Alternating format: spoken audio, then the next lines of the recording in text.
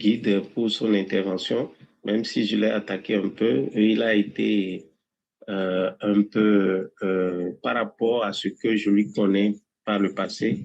Cette fois-ci, il a été un peu plus modéré dans ses propos. Je le remercie infiniment. Ça veut dire que beaucoup de gens ont commencé par comprendre que le pays va mal. Le pays va très mal. Par rapport à tout ce qui se passe avec des arrestations en cascade, je ne veux pas dire candidat Azaré seul. Je vais dire les arrestations en cascade. Parce qu'il y a des gens qui sont arrêtés que le grand public n'est pas informé parce qu'ils ne sont pas très affichés. Et moi, je connais beaucoup de gens qui sont déjà arrêtés. Ça fait plus d'une trentaine déjà qui sont arrêtés, mais le grand public n'est pas informé. Et je suis informé parce que certains m'appellent pour certaines questions entre-temps. Donc, quand ça se produit, on me dit, ah, tel a été pris, tel a été pris. Donc, ça fait quelques jours que ça a commencé, juste avant le coup d'État. Les arrestations avaient déjà commencé. Donc, ce qui est en train d'être fait maintenant, ce n'est pas à cause du coup d'État. On ne trompe personne. On ne trompe personne. Je connais la plupart de ceux. Il y a beaucoup de TikTokers, vous allez voir, qui ne sont plus dans les lives. C'est parce qu'ils sont arrêtés. C'est parce qu'on ne veut pas en parler, on ne veut pas l'alarmer. C'est pourquoi on ne dit rien pour le moment. Donc, ça avait commencé avant le coup d'État. Et après le coup d'État, ça a continué. Le coup d'État, c'est quoi? Qu'est-ce qui s'est passé? Mon avis, c'est une analyse personnelle. Ça a été un coup d'État dans le coup d'État. Le coup d'État a été organisé par le gouvernement lui-même pour pouvoir arrêter tous ceux qui auraient pu faire des manifestations populaires pour le renverser. Mais malheureusement pour lui, il semblerait qu'il y a eu un grain de sable dans la machine et ça n'a pas fonctionné. Les gens ont voulu refaire autrement et que ça devienne un vrai coup d'État. Ça a été une surprise générale pour eux-mêmes. C'est pour ça qu'ils ont paniqué, ils ont dû appeler l'extérieur. Bon, c'est vrai que quand on dit l'extérieur, c'est un griffe, puisque ceux-là déjà étaient en positionnement pour pouvoir attaquer l'AES. Et je l'ai toujours dénoncé depuis janvier. J'ai toujours dit que les manigances, les réactions, le silence par rapport aux accusations et tout, ça cachait le fait que les États-Unis et la France, en collaboration, avaient fait en sorte que le Bénin soit un couloir de marche pour pouvoir attaquer l'AES. Et c'est pour ça que ça fonctionnait comme ça. Donc, tout ça, toute cette machination est faite pour que le peuple béninois se taise. Parce que si le peuple réagit et renverse talon, celui qui va venir, on n'a pas encore la main sur celui qui va venir pour le maîtriser, pour être sûr qu'il pourra faire l'affaire de l'Occident. Surtout que de plus en plus les jeunes ont des réactions tendant à isoler la France et ses amis. Donc ça fait que ils ne veulent pas qu'on renverse ni par une élection, ni par un coup d'État, ni par un soulèvement populaire le gouvernement actuel. Cette logique-là est en cours. S'ils avaient trouvé quelqu'un qui serait un béni oui-oui, facilement, ils allaient le renverser. Ils allaient même favoriser comme d'habitude. Et les gens vont croire que c'est une opposition. Non, nous avons déjà compris toutes ces stratégies. Et c'est cette maturité du peuple béninois qui cause du tort au peuple aujourd'hui. Parce qu'ils ont compris que le peuple est mûr, alors on trouve d'autres moyens. Maintenant, revenons aux arrestations. Quand vous observez très bien et vous observez les lois de la République, est-ce que l'Assemblée nationale respecte les lois de la République? Non. Est-ce que la justice du Bénin respecte les lois de la République? Non. Est-ce que le gouvernement en lui-même, le président en lui-même respecte les lois de la République? Non. Non, et je peux démontrer avec des exemples précis. Et si tous ceux-là ne respectent pas les lois de la République, pourquoi ils veulent que les autres respectent? Dans ma langue, dans ma tradition, on dit « Ama Amandé, bon, non, sinon, si tant est que les autres sont en faute, pourquoi les condamner si soi-même on est en faute? Je prends l'exemple des députés. Les députés, ils viennent de voter une loi de modification de la Constitution. Est-ce que dans les normes, le député doit voter les lois avant d'aller sur le terrain pour expliquer? C'est non, parce que c'est le peuple qui a donné mandat aux députés. Et dès qu'il y a proposition de loi, le député va à la base, explique la proposition de loi au peuple et chacun dans sa base prend l'avis du peuple. Et c'est par rapport à cet avis maintenant qu'ils vont à l'Assemblée pour étudier. Si en majorité l'avis est défavorable, ils ne font rien. Si l'avis est favorable, alors il peut y aller. Mais pire encore quand c'est la constitution du pays. Ça s'est déjà produit, le peuple avait déjà réagi et avait réclamé un référendum. On va me dire, on n'a pas les moyens d'un référendum. Mais je ne vais pas aborder le volet corruption, non. Parce que pour le moment, c'est pas je ne vais pas utiliser ça dans mon argumentaire, ça servira à autre chose plus tard. Mais si tant est que on ne veut pas dépenser de l'argent pour le référendum, pourquoi les députés ne peuvent pas faire ce qui doit être fait, c'est-à-dire retourner à la base et parler de la proposition de loi, analyser avec le peuple avant d'aller au vote. Et on vote d'abord et après on dit qu'on veut faire des séances d'explication. Des séances d'explication qui sont parfois truquées parce qu'on ne veut pas que certaines personnes prennent la parole pour poser des questions. On a vu des vidéos témoins où on a voulu empêcher quelqu'un de parler. Dès qu'il a pris la parole, on a vu qu'il ne soutient pas ce qui est en train d'être dit. On a voulu lui arracher le micro, on n'a pas pu. On a voulu empêcher le journaliste de filmer. Le journaliste a insisté pour dire, vous m'avez payé, vous m'avez invité pour ouvrir. Donc, je fais mon travail. Bon, ça, c'est un exemple. Donc, déjà, par rapport à ça, les députés ne font pas le travail. L'autre chose, c'est le contrôle de l'action du gouvernement. Combien de rapports les députés ont présentés par rapport aux actions du gouvernement, surtout quand il s'agit de dénonciation. Quand le peuple dénonce des choses, quand des gens dénoncent, on les attrape, on les enferme. Et cette dénonciation-là, est-ce qu'une seule de ces dénonciations fait l'objet d'une enquête parlementaire? Pas du tout. Pas du tout. C'est seulement quand ça concerne une opposition que l'on tente de faire enquête parlementaire pour pouvoir bien incriminer l'opposition. C'est dommage. C'est dommage, par exemple, qu'on ait arrêté, par exemple, le policier qui a fait une longue liste de revendications. Une très longue liste de revendications où il a expliqué tout ce qui se passe, tout ce qui s'est passé pendant le mandat du président Talon. C'est vrai, on peut l'arrêter parce que à un certain moment, il a menacé le chef de l'État et lui a donné un ultimatum. Peut-être qu'il est allé un peu loin, mais si moi j'étais un député à l'Assemblée nationale, je prends la liste, la longue liste de tout ce qu'il a dit et j'ouvre une enquête parlementaire. Et point par point, nous allons vérifier si tout ce qu'il a dit était vrai. Parce que c'est au nom du peuple qu'il a parlé. Même ceux qui ont fait coup d'État, ils ont énuméré des points. C'est peut-être pas la manière dont qu'ils devaient choisir qu'ils ont choisi.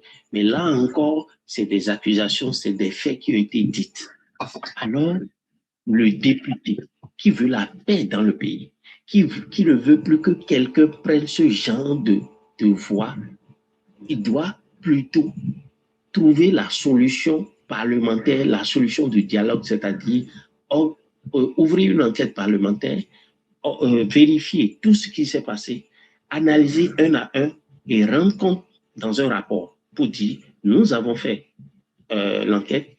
À partir du moment où les députés ouvrent l'enquête parlementaire, vous allez voir qu'il y aura un calme dans le peuple. La tension sociale va baisser d'abord d'un cran. Et ça va permettre au gouvernement de se réorganiser. Et le temps de l'enquête Le rapport aussi va rassurer. Si le rapport est crédible, ça va rassurer. Vous voyez? Donc là, les députés, out, ils ne respectent rien. Quand je prends le président de la République lui-même, moi je dis, si ce n'est pas que la Cour constitutionnelle et la Haute Cour de justice que nous avons, nous savons tous les résultats qu'ils nous donnent, on peut déjà, par rapport à un seul fait, intenter un procès pour parjure contre le chef de l'État. Pourquoi? Il est le premier magistrat.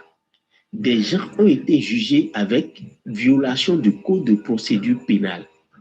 Étant le premier magistrat, il doit rappeler à l'ordre les juges pour dire attention, il y a violation du code de procédure à ce niveau et je ne comprends pas pourquoi le jugement est allé à son terme.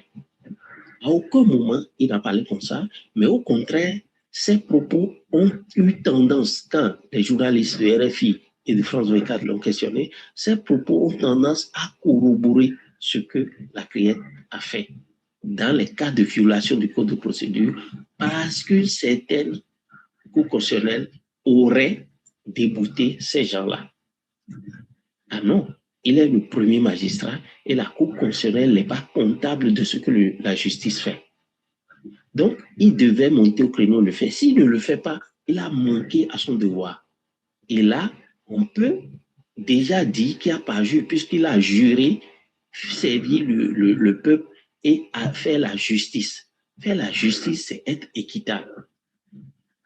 L'autre chose, quand je dis que la justice aussi est bancale et ne fait pas son travail, on a eu des cas, il y a plus de 20 cas où la Cour constitutionnelle a donné raison au détenu et a dit le détenu est détenu illégalement et qu'il faut le libérer. Pour les cas de violation de cause de procédure, sous toutes ses formes. Il y a eu plusieurs formes de violation de cause de procédure où la Cour constitutionnelle a donné raison aux détenus avec décision à l'appui. Mais la CRIET a fait, c'est-à-dire, c'est foutu de la Cour constitutionnelle et allé jusqu'au jugement, a jugé, les a gardés tout le temps, les a jugés. Et jusqu'à la fin. Et certains ont écopé de peine où ils ont dû faire encore 2 ans, d'autres ont fait encore 6 mois avant de sortir. Ce que je dis, je ne raconte pas. J'ai subi ça. J'ai subi ça aussi. J'ai vu des cas. Je connais des cas et moi-même, j'ai subi. La Cour constitutionnelle m'a donné raison. On a décidé de me juger. On m'a envoyé une note. J'ai contesté, j'ai fait appel. Le procureur a répondu. J'ai réagi une deuxième fois. J'ai été en appel par rapport à ça en disant non, le procès ne peut pas se tenir parce qu'il y a violation du code de procédure. Et non seulement il y a violation que j'ai réclamé, la Cour constitutionnelle m'a donné raison. Et que ce procès ne peut pas avoir lieu. Ça a été un tiraillement jusqu'à un certain niveau avant que je ne sois relâché. Et pour certaines personnes, je sais ce que tout le monde m'a dit. Tout le monde dit, ah, attention, tu es là, on a condamné Madougou. Si tu fais ça, ils vont te faire ci, ils vont te faire ça. D'autres que je connais, j'ai dit, non, faites comme moi. Ils ont dit, pardon, moi, je n'ai personne, je ne connais personne. Ils ont accepté, on les a condamnés tranquillement. Après, moi, je connais aussi des cas. Des gens m'ont appelé. Ils ont subi ça. Donc, si un tribunal se comporte comme ça et se fout pas mal des décisions de la Cour constitutionnelle, alors qu'on dit que la décision est obligatoire, imposable à tout le monde, est-ce que cette justice est encore crédible? C'est des faits que je connais, qui existent. Allez chercher les décisions de la Cour constitutionnelle. La mienne est toujours avec moi. Donc, c'est pour dire que tous ceux-là, sur toute la ligne, qui représentent l'État, qui doivent servir le peuple, sont en train de violer les règles qui sont établies. Même si ils ont torpillé toutes les lois, malgré ça, le peu qui reste à respecter, eux-mêmes n'arrivent pas à respecter. Alors c'est l'hôpital qui se fout de la charité. Donc, par rapport à ça, moi, je ne comprends pas que des gens qui ne sont pas capables de respecter les tests, qui ne sont pas capables d'éduquer le peuple, veulent imposer aux gens de ne pas critiquer ce qu'il faut.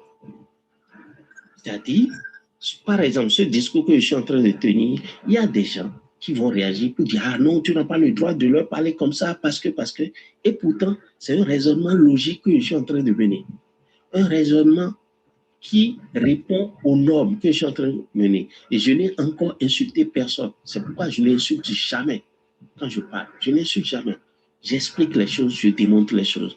Donc, quand vous voyez tout ça, à quoi servent les arrestations si ce n'est pas de l'intimidation? Ces arrestations, ce n'est juste que de l'intimidation. Ne parlez pas de moi, ne critiquez pas ce que je fais. Applaudissez simplement. Applaudissez simplement, soyez mon griot. C'est juste ce qu'on dit. Même si ce que je fais est faux, même si c'est mauvais, applaudissez seulement. C'est ce qu'on est en train de dire. Mais si on fait comme ça, quand est-ce que notre pays sera développé? Ce n'est pas quand on met de la poudre aux yeux qu'on dit qu'on développe un pays. C'est vrai, on a fait des routes, des infrastructures, mais le niveau de développement du peuple, est-ce qu'on peut le quantifier? Non, c'est une élite qui en profite. On peut, c'est tout. Et on a recruté certaines personnes qu'on les paye pour qu'ils parlent, ils chantent bien. Et quand quelqu'un ne chante pas bien, on le dégomme. Quand il chante bien, on augmente son PDM. Non, c'est pas normal que ça se passe comme ça. Donc, moi, je condamne avec la dernière rigueur, la dernière vigueur et avec véhémence toutes les arrestations qui sont faites aujourd'hui avec des arguments et des prétextes à la suite. C'est clair. C'est clair. Donc, voilà ma position. Je condamne toutes ces arrestations et plus encore l'arrestation de candidats Azanaï et également les mandats d'arrêt qui sont émis. Je condamne tout ça. Je condamne l'arrestation de tous les jeunes qui sont arrêtés depuis environ 3 semaines et qui coupissent déjà dans plusieurs prisons du Bénin. Certains à Cotonou, d'autres, la majorité à Calavi, d'autres à Misérité. Et le grand public n'est pas encore informé de ça. Donc, voilà ma position. Et je pense que tout Béninois qui respecte les tests, tout Béninois qui a encore un peu de discernement et qui veut que son pays avance, doit pouvoir faire ce raisonnement pour amener les autorités à mettre de l'eau dans leur vin, à revoir leur copie pour que notre peuple puisse avancer. Je ne peux pas finir sans dénoncer l'ingérence étrangère. Aucun pays au monde n'accepte aujourd'hui l'ingérence étrangère. Il faut dénoncer ça. Il faut que ça soit corrigé. Merci. Ok, merci beaucoup, Maître Adjagbe. Je suis de retour là. Ok. Donc, oui, d'accord. Monsieur, je ne sais pas si c'est monsieur ou madame, Arantes, est-ce que vous êtes là? Monsieur Arantes, je pense que c'est le nom que je lis. Est-ce que vous êtes là? Ok, il n'est pas là. J'ai le nom Amina, je pense que c'est une, je ne sais pas si c'est une femme ou un homme. Amina, est-ce que vous m'entendez? Il y a des amis qui sont montés, je ne suis pas sûr qu'ils étaient prêts. Ok, lui aussi n'est pas là, ou bien c'est une dame, je ne sais même pas. Et puis, ici, c'est qui?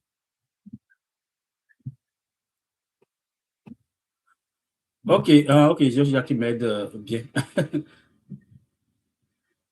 Oui, je vois que vous ne pouvez pas le faire. J'essaie de vous agrandir, mais ça ne passe pas. Ok, Madame Brut, est-ce que vous m'entendez?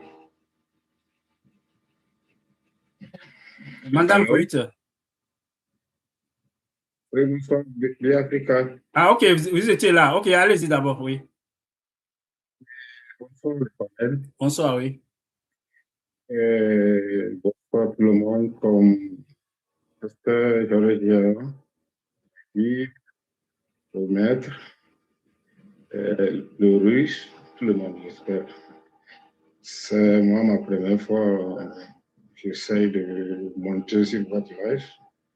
Sinon, je vous suis toujours en bas. On écoute, on entend, on analyse, mais rien ne change. Qu'est-ce que je veux dire par là? Aujourd'hui, où nous sommes, j'espère que nous allons nous unir pour prendre une seule décision. Moi, je propose qu'on s'organise bien, comme la diaspora, comme ceux du Bénin, qu'on dénonce tous le même jour à Talon et va nous mettre tous les 14 millions en prison. Où personne ne paie l'électricité parce que cet homme, moi, je ne peux pas l'appeler, je ne sais pas. L'Afrique, le me manque, mais vous savez déjà de quoi je souffre. Je souffre énormément. Mais petit à petit, on va s'habituer à votre life. Merci beaucoup. Ok, vous avez terminé, c'est beau. Ok, merci Georgia. Je voulais descendre même la dame Ruth. C'est comme si quelqu'un est en train de ronfler à côté d'elle. C'est elle-même, c'est ça. Ok, on va avancer. Monsieur Kialine est de retour. Monsieur Arantes Tonon, est-ce que vous m'entendez?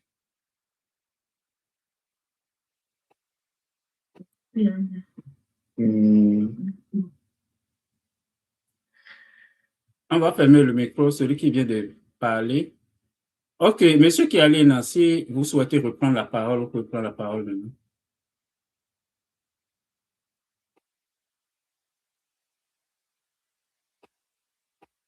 Votre micro est fermé, monsieur Kialine. Ok, donc en attendant que monsieur Kialine soit prêt, peut-être revenons sur ces 2 mandats d'arrêt qui ont été lancés contre nos compatriotes, Kemi Seba et puis le président Sabi Sira Korogone. Et moi, j'avais dit au début du live qu'en réalité, aucun pays sérieux ne mettra en exécution ces mandats d'arrêt. Et pour quelques raisons rapides que je vais quand même vous rappeler de façon brève. La première chose, le Bénin a démontré par le passé qu'il n'est pas un pays qui respecte les décisions de justice internationale. Et quand vous voulez mettre en branle la justice internationale, il faut que de l'intérieur, les gens vous montrent des signes que vous êtes capable de respecter aussi les décisions qui viennent de l'extérieur. Aujourd'hui, j'ai rappelé les avis du groupe de travail de l'ONU sur la détention arbitraire dans le cas de Joël Aïvo et de Ricky Amadougou. Le Bénin n'a jamais mis en exécution ces 2 avis-là qui devraient en principe, si on était un État sérieux ou non, le problème, ce n'est pas le Bénin. Si on avait des gens sérieux à la tête de notre pays, ces décisions devraient être mises en œuvre, en exécution, et puis Joël Aïvo et puis Ricky Amadougou devraient recouvrer leur liberté depuis plusieurs mois.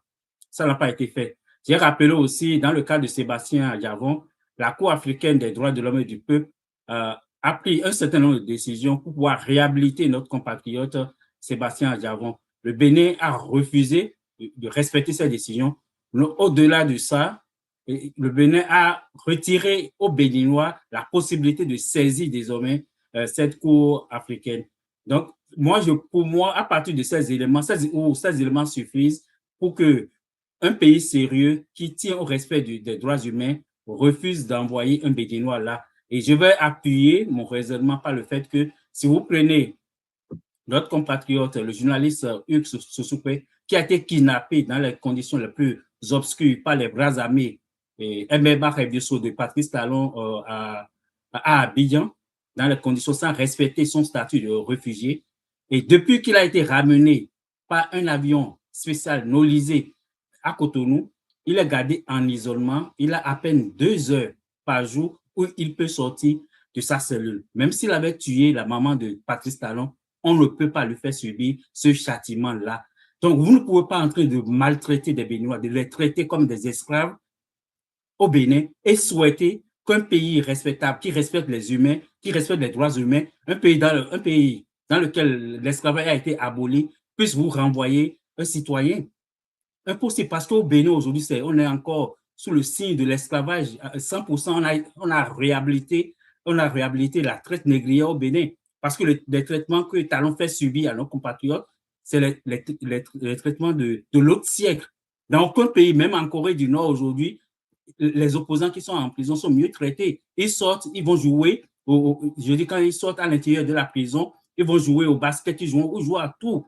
Mais on ne le garde plus. À notre époque, il faut être des barbares pour garder en isolement 22 heures sur 24 un citoyen que vous avez arrêté sur la base de ses propos. Ce n'est pas quelqu'un qui a tué, qui a violé, qui a empoisonné. Vous l'avez arrêté sur la base des propos qu'il a tenus sur les réseaux sociaux. Et juste là, vous ne l'avez même pas encore condamné et vous le faites subir des châtiments de ce ordre-là. C'est incompréhensible. Et vous étonnez que dans ce pays-là, qu'il n'y ait pas de coup d'État. Vous vous étonnez qu'il n'y ait pas de coup d'État dans ce pays-là parce qu'il y a des gens qui observent ce que vous faites. Et il y a des militaires qui sont sensibles au sort de ces compatriotes qui sont sans défense aujourd'hui. Parce que Hugues Sosukwe est enchaîné, il est sans défense. Il est sans défense aujourd'hui. Mais il y a des gens qui ont les moyens de le défendre. Et si vous ne voulez pas que ce qu'on a vécu le 7 passé, ces actes se reproduisent au Bénin, respectez les Béninois. Peu importe ce que vous reprochez à la personne, mais tout homme, même s'il est arrêté, a droit à la dignité humaine. Vous ne pouvez pas bafouer la dignité humaine comme si nous sommes tous vos esclaves. Vous ne pouvez pas nous traiter comme des esclaves au Bénin, aujourd'hui, au XXIe siècle. Donc, ce n'est pas normal. Donc, dans ces conditions-là, je pense que ces mandats d'arrêt, c'est juste pour s'amuser, pour se donner bonne conscience qu'on a fait quelque chose. Parce qu'aucun pays sérieux n'enverrait Kemi Seba au Bénin. Aucun pays sérieux n'enverrait Korogono au Bénin. Ils vont tout faire, mais ils n'auront jamais. Maintenant, quand je parle de pays sérieux, je ne parle pas de la Côte d'Ivoire, où on a un dromadaire qui est là-bas, comme Georges a dit, alias 3000 morts. Donc ça, ce n'est pas un pays sérieux, c'est une république bananière, au même titre que ce que Talon a fait de notre pays. Donc un pays comme la Côte d'Ivoire si la Côte d'Ivoire arrive à mettre la main sur Kemi Seba, peut l'envoyer au Bénin parce que c'est le même profil de dirigeants, des dirigeants qui ne respectent pas leurs citoyens. On sait que Alassane Ouattara aussi prend des avions pour aller chercher des activistes un peu partout. Donc, il faut avoir le courage de leur dire la vérité. Il n'y a aucune justice. Quand le guide parle tout à l'heure, qu'on attend la justice va faire, on parle de quelle justice? On parle de qui? La marionnette de Talon, Mario, là. Mario a été capable de dire quelque chose, il n'a pas de couilles, comme son patron d'ailleurs. Mario n'a rien en dessous.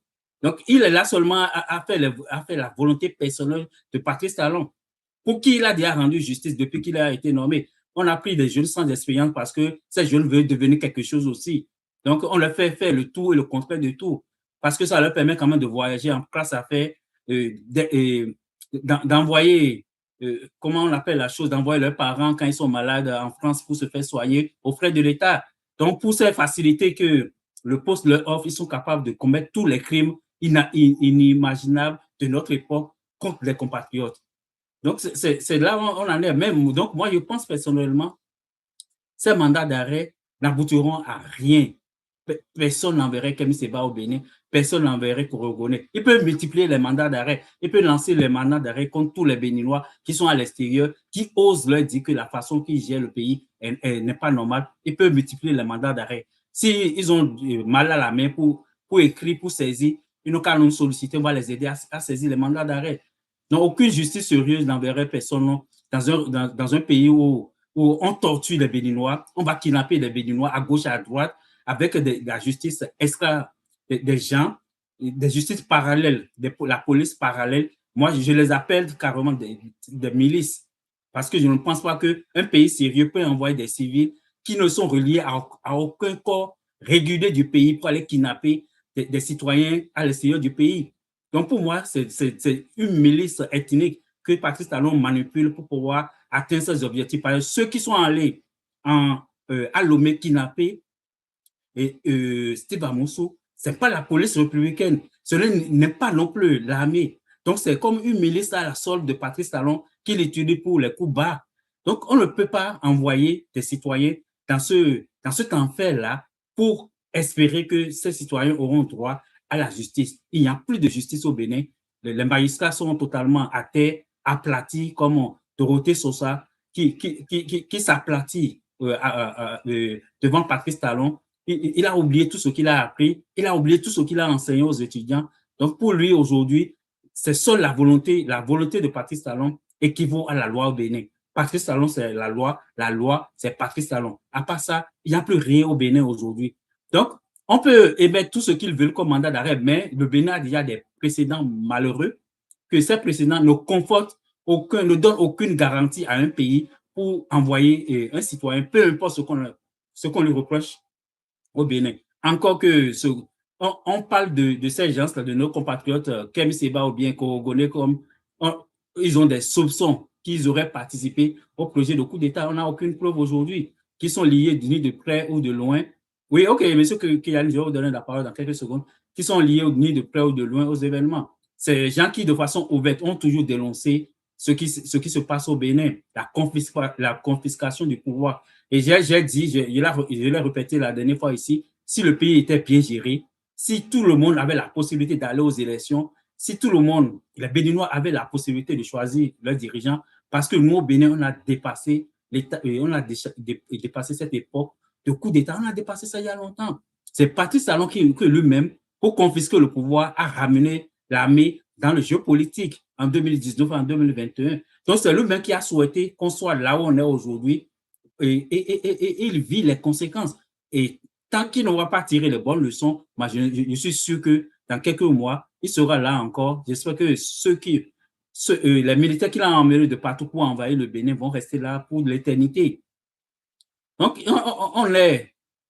il faut aujourd'hui, rapidement, en tant que peuple, se rassembler, se dire les vraies vérités. Pourquoi les gens qui pleurent à la télé, on condamne les coups d'État, on condamne les coups d'État, vous pouvez condamner jusqu'à demain. Mais si vous ne réglez pas les problèmes éventuels qui ont amené à ces coups d'État-là, vous n'avez rien fait. C'est pour aider Patrice Talon, il faut lui dire la vérité. Il faut lui dire la vérité, même si c'est de façon crue, même si ça va lui faire mal. Il faut aller réécouter le député Guy Sagnan, le Sénégalais, quand il parle du Bénin. Il a dit ceux qui aiment Patrice Talon, ceux qui aiment le Bénin, c'est ceux qui préviennent les coups d'État, mais non pas ceux qui vont pleurer aujourd'hui pour pouvoir dire de condamner un coup d'État. Ceux qui condamnent les coups d'État n'êtes pas Patrice Talon, c'est nous autres, qui depuis 4 ans, 5 ans, on dit pratiquement tous les jours que le chemin qu'il a emprunté, c'est un chemin hasardeux qui va nous conduire dans le mur. Donc, nous, on a tout fait pour empêcher qu'un coup d'État arrive au Bénin. Mais Patrice Talon a choisi d'arriver là. Peut-être qu'il va tirer, il pense qu'il va en tirer profit. Il peut dire aujourd'hui que les conditions ne sont plus réunies pour organiser les élections. Il peut tout dire, il peut créer l'état d'urgence. Et comme quelqu'un a dit plus tôt dans ce live, c'est un boulevard.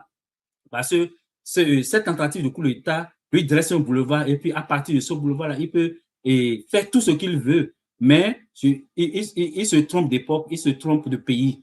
Il doit redescendre sur terre, il doit redescendre sur ses pieds et écouter les Béninois, pas les gens qui l'applaudissent à tue-tête aveuglement, les Yawedou, les Gbadamansi, les Prudentiaux. C'est pas ces gens-là qui doivent écouter, c'est nous autres. C'est la petite fille de 21 ans qui a dit des vérités, peu importe. On peut retirer les petits propos qu'on peut assimiler à des insultes, on peut retirer tout ça là. Mais la fille, elle a été cohérente du début. Moi, j'ai écouté les 57 minutes et elle a été cohérente du début à la fin.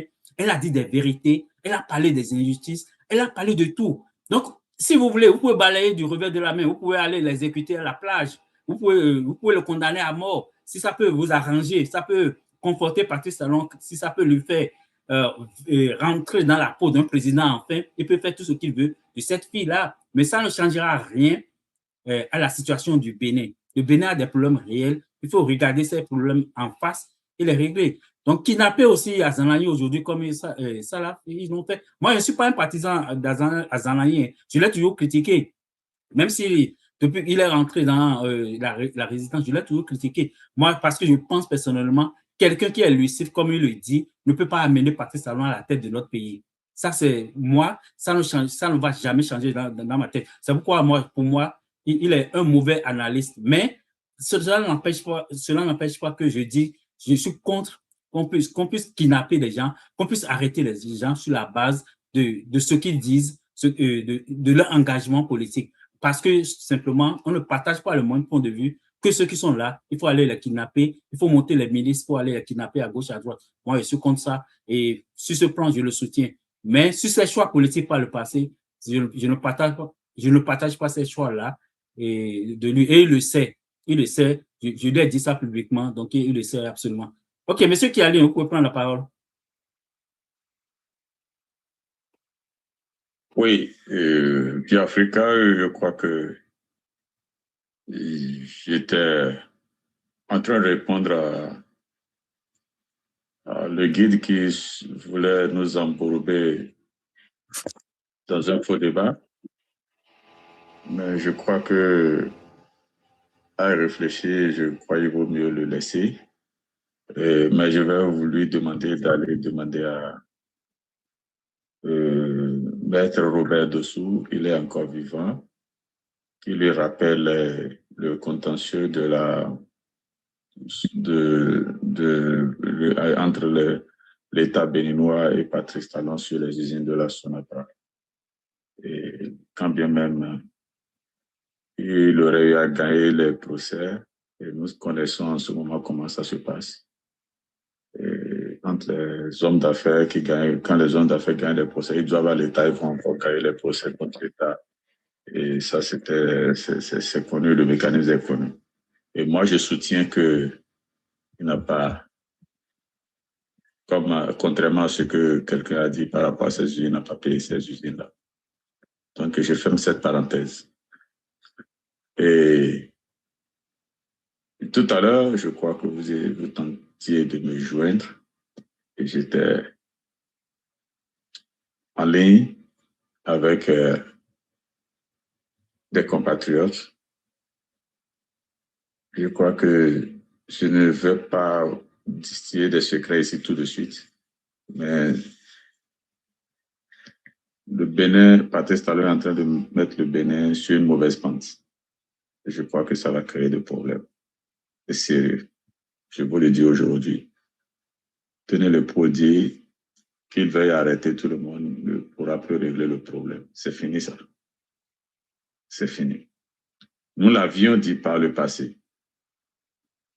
Nous continuerons par le dire.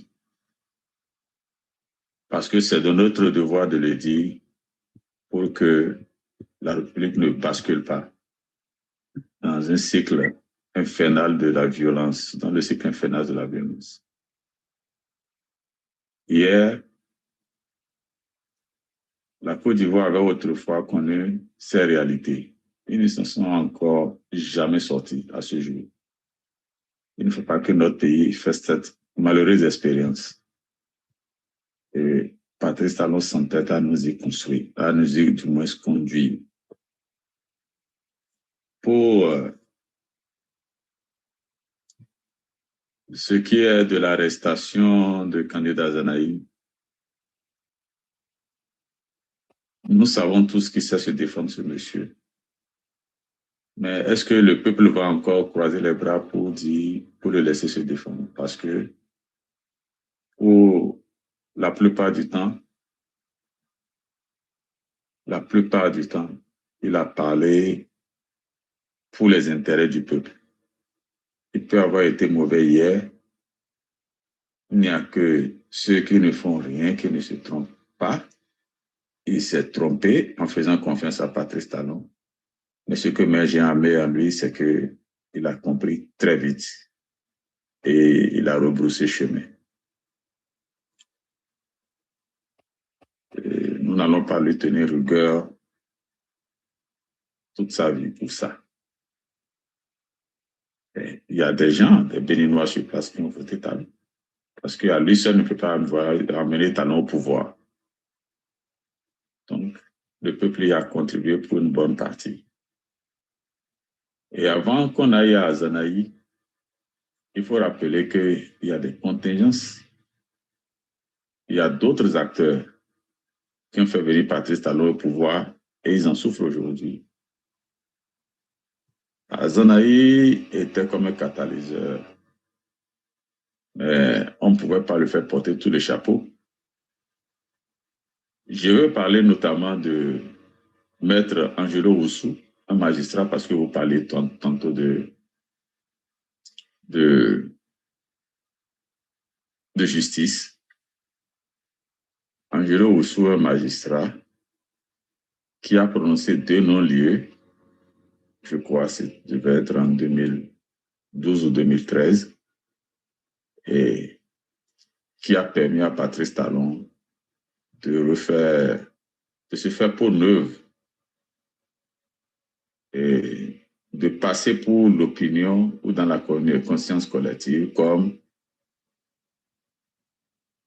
quelqu'un qu'on a persécuté, un innocent qui a été persécuté. Et c'est ce que le peuple avait vengé pour le faire venir.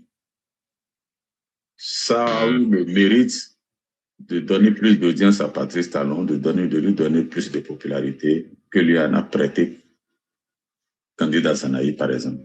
Mais quand ce monsieur, je ne sais pas si dans son truc de reddition de compte, a-t-il dit, a voulu